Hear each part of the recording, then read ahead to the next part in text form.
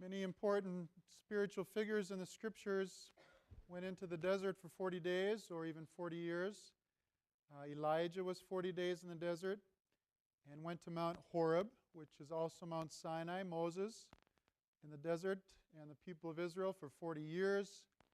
And so Jesus also now 40 days in the desert.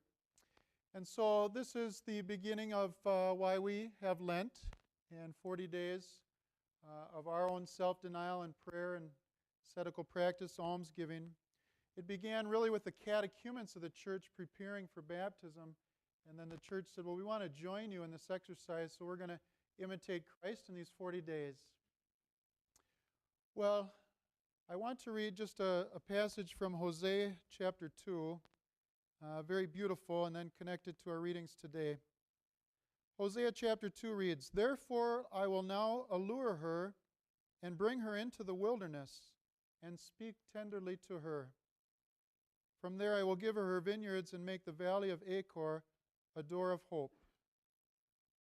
I will allure her and bring her into the wilderness and speak tenderly to her." So it was God's plan from the beginning that He would choose a people, and that in order to really reveal all of Himself to them, He had to bring them into the desert, where He could speak tenderly to them, where He could show them His affection, where He could carry them. Well, what did the Israelites learn 40 years in the desert? Well, they learned that God provides. Every day, they had to rely on God for the manna or the quails. They didn't have refrigerators, and they couldn't store it up. So every day, and our own farmers still learn that lesson yearly, relying on God for provisions. They learn that God protects them from all the dangers, the inclement weather, and so on.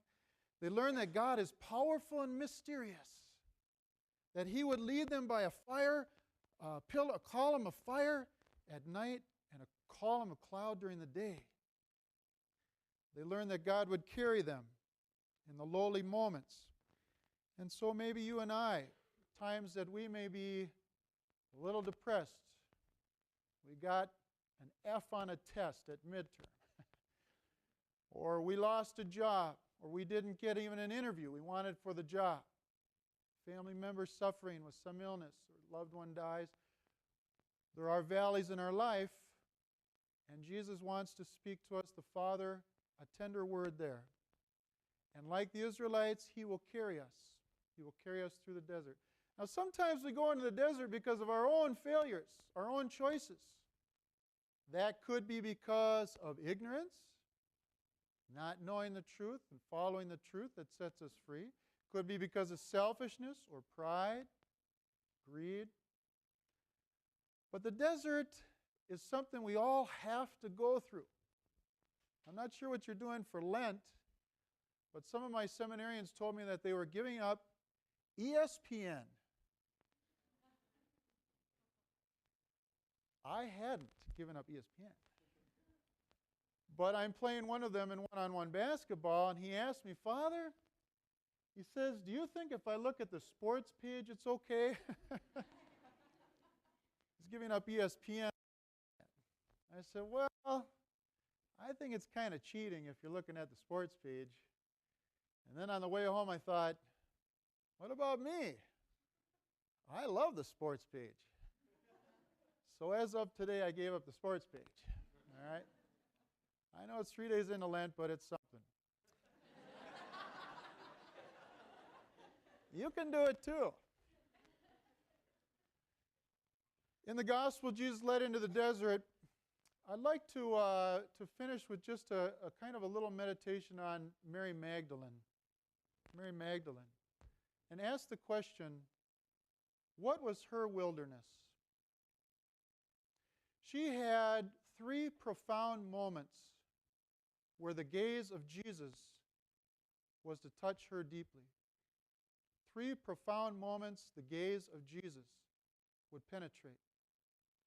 The first was when she was washing His feet with her tears. In the Gospel of Luke, She comes having already felt a certain forgiveness, some grace of God, and there, in the house of a Pharisee, she washes his feet with her tears and dries them with her hair. And Jesus, after saying she has been forgiven much and she loves much, he says to her, "Your sins are forgiven, go in peace." Think about the gaze of that moment when Jesus looks at her and says, "Child, daughter, your sins are forgiven. Go in peace." She was a prostitute. She had grave sin. But she would love much. And we find that love much at the foot of the cross, moment of second gaze. Jesus in anguish. Jesus in great pain. There is Mary Magdalene. She sees the cost of her sin. During the season of Lent, I invite you and myself to look at Jesus on a cross and see the cost of our sin. See his pain. Try to console him. Third gaze, resurrection. She finds him in a garden. She doesn't recognize him. But after he says her name, Mary, she says Rabboni and clings to him. A gaze that contains the light of victory, ecstasy. Mary Magdalene had to go through a certain desert or wilderness in the purification of her sin, which included washing the Lord's feet and watching him die and finally seeing the resurrection. In the wilderness of this Lent, may you and I see the Lord's gaze for us.